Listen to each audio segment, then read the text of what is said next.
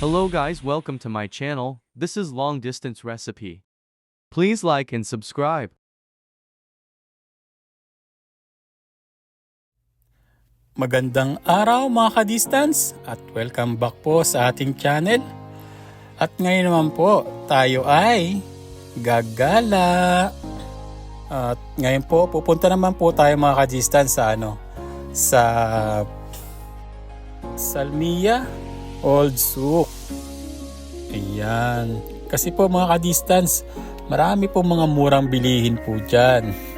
Diyan po sa Salmia Old Souk at check po natin kung saan tayo makakamura.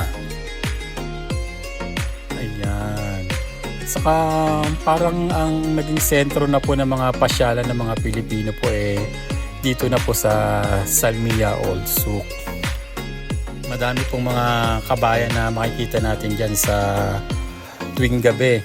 At saka usually pag Friday po, yan madami po talaga. Masarap pa naman mamasyal o kaya maglakad-lakad pagka marami kang mga kabayan na nakikita. Parang nasa Pilipinas ka lang. Ayan. Let's start. Ayan po. Dito po yung ambassador.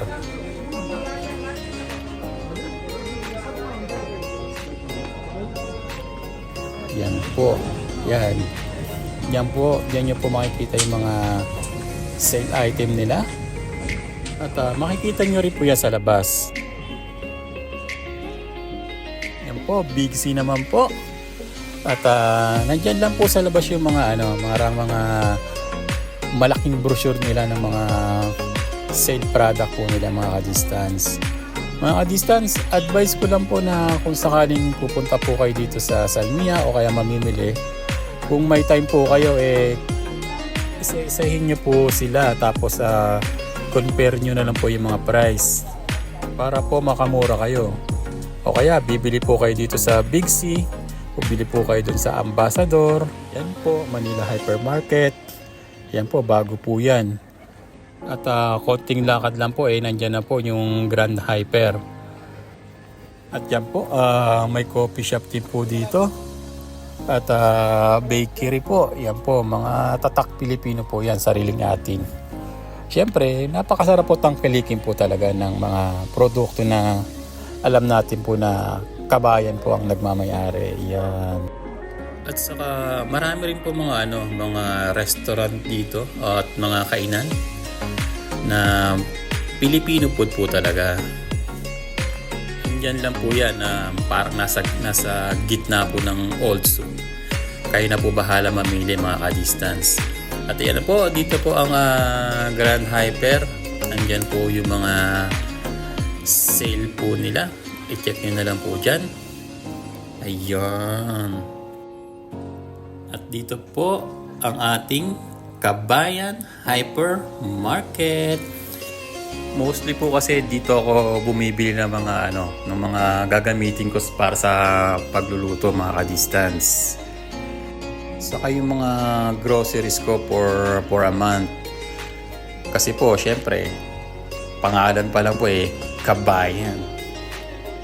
Yan. Sa mga kabayan naman dyan, palike and subscribe naman. Salamat. At syempre, Bible verse muna tayo mga ka-distance. Psalm 107 verse 1. Give thanks to the Lord. Yan. Amen. Yan po. At lagi po tayong magpapasalamat sa ating Panginoon mga ka-distance. At ayan po, murang-mura para sa akin lumpiang Shanghai. Ayan po mga distance, na taon po talaga na mura yung panglumpiang Shanghai natin. At bibili na rin po ako syempre. At saka yung mga ibang groceries na po na aking kakailangan mga ka-distance. Yan po mga ka-distance, kung nakatulong nga po itong video na to sa inyo at nagustuhan nyo, huwag nyo pong kakalimutan mag-like and subscribe and hit the notification bell at para updated nga po kayo mga ka-distance sa mga aking videong i-upload. At yan po, mayroon po ulit tayong lumpiang Shanghai. At shoutout po pala kay Cynthia kay Glendy, kay Annalyn, at kay Jairo, Ilonggas Team TV, at kay Jingjing Balasa. Yan po ang mga masisipag nating mga kabayan na nagtatrabaho sa bahay. At nawa nga po, pag-ingatan kayo lagi ng Panginoon. Muli po, maraming salamat at thanks for watching. Please like and subscribe. Tandaan, lagi po tayo magpapasalamat sa Panginoon sa maliit o malaking bagay na ating natatanggap. Salamat po.